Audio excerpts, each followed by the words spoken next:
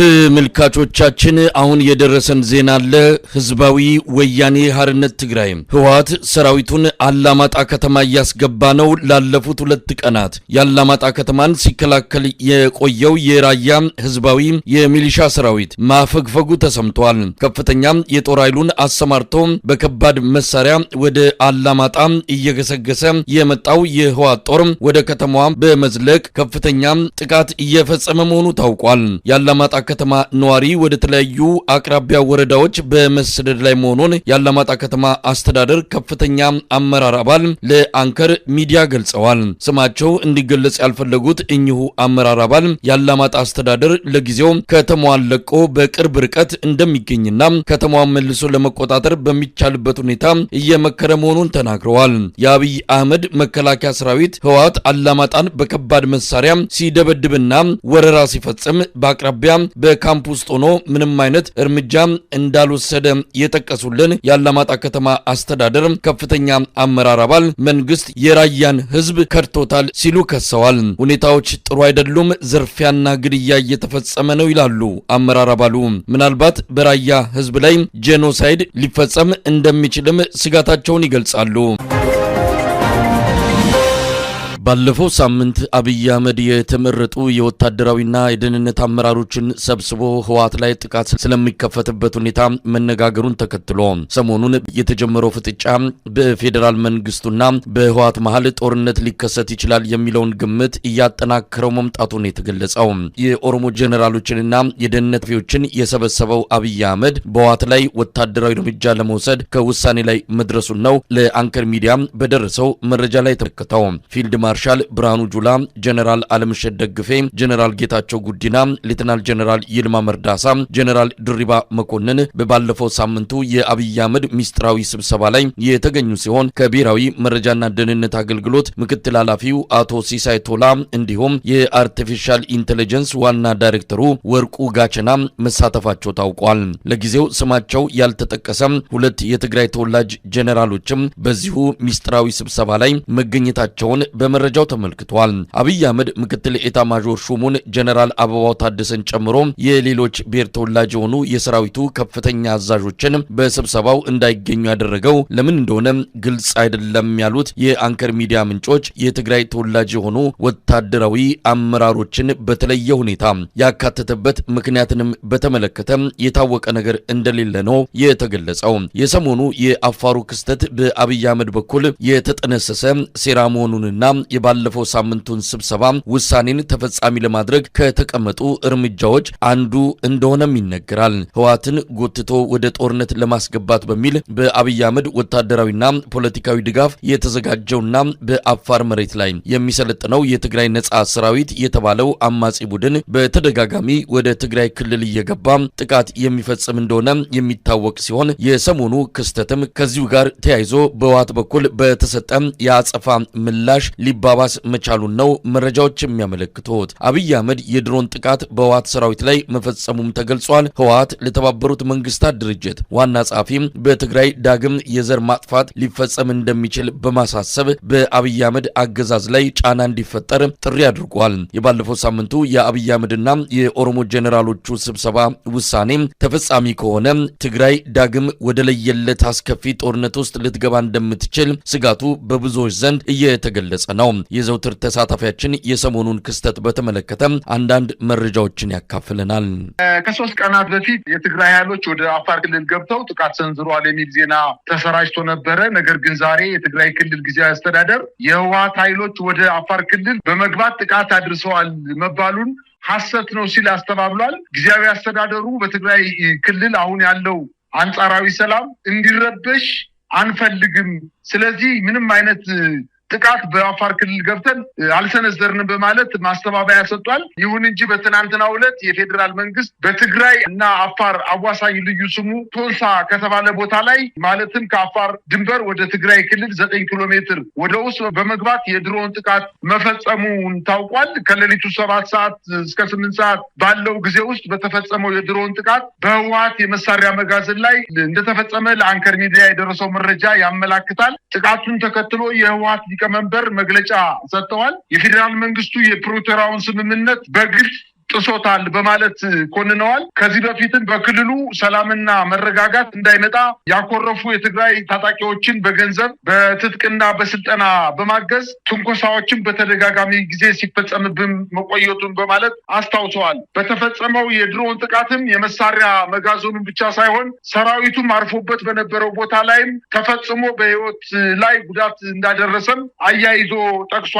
እንግዲህ ህወሓት ይህን ተከትሎ ለረጅም ጊዜ ከሚዲያ ጠፍተው የነበሩት የህወሓት ሊቀመንበር ዶክተር ደብረጽዮን ዛሬ መግለጫ ለወይን ሚዲያ በሰጡት መግለጫ አብይ የፕሪቶሪያውን ስምምነት በግልጽ በመጣስ በክልሉ ውስጥ የድሮን ጥቃት መፈጸሙን አስታውቋል።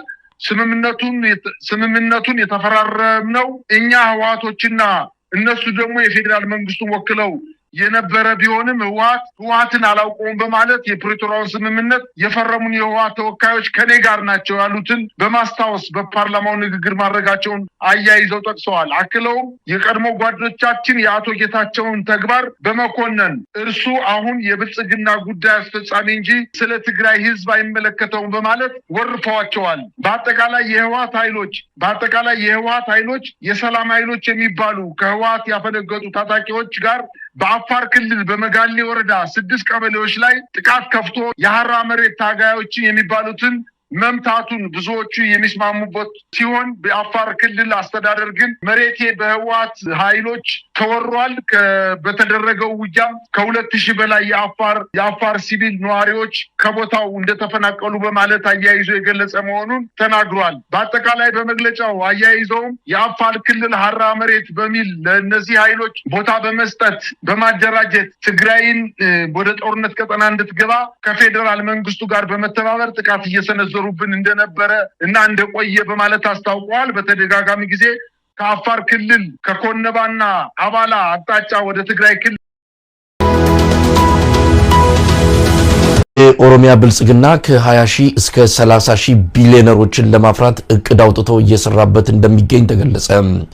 ለአንከር ሚዲያ በደረሰ መረጃ ላይ እንደተመለከተው የኢኮኖሚ የበላይነትን ለመያዝ በርካታ ባለሀብቶችን መፍጠር እንደሚገባ ከድምዳሜ ላይ የደረሰው የኦሮሚያ ብልጽግና በመጪዎቹ 10 ዓመታት ውስጥ እስከ 30 ሺህ የሚጠጉ የኦሮሞ ቢሊዮነሮችን ለመፍጠር አቅዶ በስፋት እየሰራበት ይገኛል።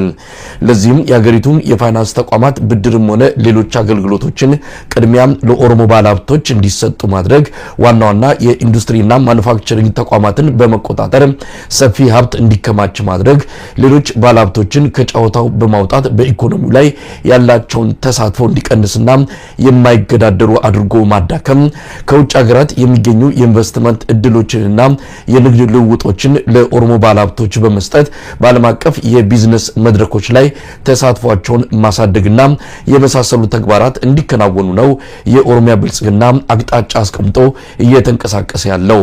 ባለፉት 6 ዓመታት ከ200% በላይ የጨመረው የኦሮሞ ባለሀብቶች ቁጥር አገዛዙ በምን ያህል ፍጥነት እቅዱን እያሳካው እንዳለ አመላካሽ ነው ያሉት መረጃውን ያደረሱን ምንጮች በጥቂቱ ከ1000 በላይ የኦሮሞ ቢሊዮነሮች አብይ አህመድ ስልጣን ከያዘ ወዲህ ማፍራት መቻሉን አመልክተዋል።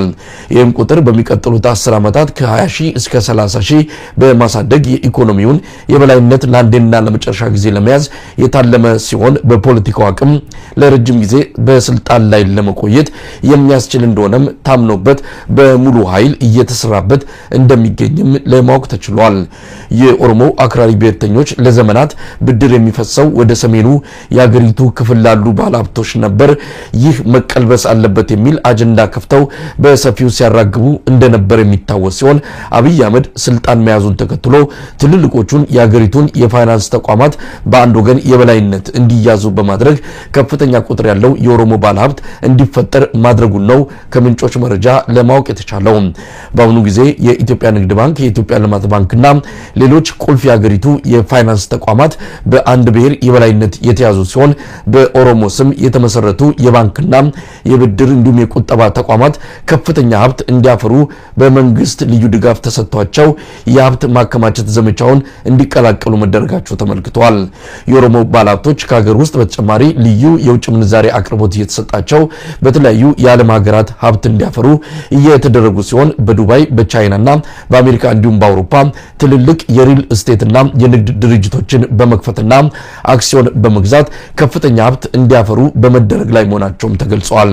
ባለፈው ዓመት የሸገር ከተማ መመስረትን አስመልክቶ ንግግር ያደረገው የኦሮሚያ ክልል ፕሬዝዳንት ሽመልስ አብዲሳ በአዲስ አበባ ዙሪያ የሚሰሩት ኢንዱስትሪዎችና ግዙፍ ፋብሪካዎች በሚቀጥሉት 30 ዓመታት ውስጥ ከምስራቅ አፍሪካ ትልቁን ኢኮኖሚ ለመፍጠር ታልሞ የሚሰራ ነው ማለቱ የሚታወስ ነው። ይህ የኦሮሞ ባለሀብቶችን የማበራከት ልዩ የአብይ አህመድ ፕሮጀክት በዋናነት የሌሎች ኢትዮጵያውያን ባለሀብቶችን ወረት በመቀማት ከሀገር እንዲሰደዱ በማድረግ ብድር በመንፈግ ስራቸውን በማዳከም ላይ ያነጣጠረ ሲሆን በባለፉት 6 ዓመታት ውስጥ የአማራ ተወላጆች ባለሀብቶች በ20 በመቶ እንዲቀንሱ፣ የትግራይ ባለሀብቶች በ40 በመቶ ከጨዋታ ውጪ እንዲሆኑ መደረጉን ከተገኘው መረጃ ለማወቅ ተችሏል። የቀድሞ የኦሮሚያ ክልል ፕሬዝዳንት እንዲሁም የህዝብ ተወካዮች ምክር ቤት አፈጉባኤ የነበሩት አቶ አባዱላ ገመዳ ኦሮሞ ኢኮኖሚውን የበላይነት ካልያዘ በፖለቲካው ስልጣን ለዘመናት መቆየት አይቻልም ያሉበት ንግግር የዚሁ የአብይ አህመድ ልዩ ፕሮጀክት አካል ተደርጎም እየተወሰደ ይገኛል።